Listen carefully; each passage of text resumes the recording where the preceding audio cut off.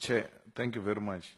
I think that as the leadership of the committee, you ought to be very careful. I think you were set up by this company which is looking at these things. And I'm not sure if that company is even vetted. And what are the views of the directors of the company? And what is the composition of the company? This is a setup. They say to you, this is the number of people who supported this, number of people who didn't support this. Even when you said this is not a referendum. And to show that they are setting us up and they've got a position. That's why their friends here are reminding us, although it's not a referendum, but these are the numbers. These are the numbers saying. These are the numbers saying. That was the whole idea. To try and seek to create an impression that majority of the submissions do not agree with this. Even when we said numbers do not matter. Why put numbers if numbers do not matter?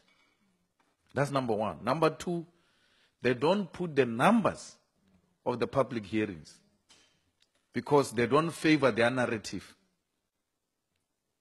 So there are no neutral people in this country, particularly on this issue. And to just give a company like that, we should have subjected this to the parliament staff, and where the need arise, employ extra human resource to focus specifically on the submissions, to avoid sending the work into the people who've got views on these matters. It's a pure setup, and the best thing to do is, let's get the company to come and present. Let them come here. Because we shouldn't speak to you as if you have done this. An impression should not be created that you have done this. You were set up by some forces which must be vetted. Some of them you may find their views on Facebook, the directors of the same company. If we're to go deep into who owns this company, what are their views? So the simple thing you want to look at is favorable submissions through written form and oral submissions which Floyd described the composition.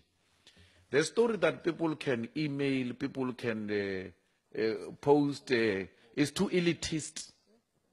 And people of a certain ethnic group or racial group may not understand what we are talking about. They don't know that our people, to buy a stamp, to put on an envelope and go to town to submit that letter. You think it's as easy as that because that's how you grew up. If you know the pain of deciding between an envelope, the stamp, and the taxi money to go and deposit that letter, and the bread, you won't come to this parliament and say that nonsense of saying people must go to post office. It's very difficult. Every cent amongst our people matters the most. Their priorities are not as being described here. But if they were to be given an opportunity where they don't have to spend a cent, they will express themselves without fear or favor. They did that now. So it is not true that actually these written submissions are a true reflection of the feelings of our people. Yes, they will be taken into consideration. But no one should use this to try and pursue a certain narrative, chairperson. So, but my submission is that let's get the company to come here and make a presentation, especially when they come to make the final submission.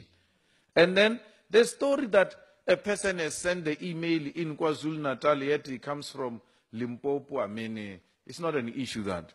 It means you send the email being in KwaZulu-Natal. These are the emails we got from KwaZulu-Natal. You may not come from KwaZulu-Natal, but this is what we're trying to demonstrate, that these views came from all corners of the country, and these are the number of people from this corner of the country and all that. So whether that person comes from KwaZulu-Natal or not is really immaterial. But again, these people who submitted from outside South Africa, who are they? What are their interests? The company can answer that, not you. You must sit with us this side, because you too want to understand what you are dealing with. And therefore, you can only understand if we get the real company to come and make presentation and take ownership of some of the things, including campaigns. It's not a secret that AfriForum ran a campaign where people send same email. What does it account for, that email?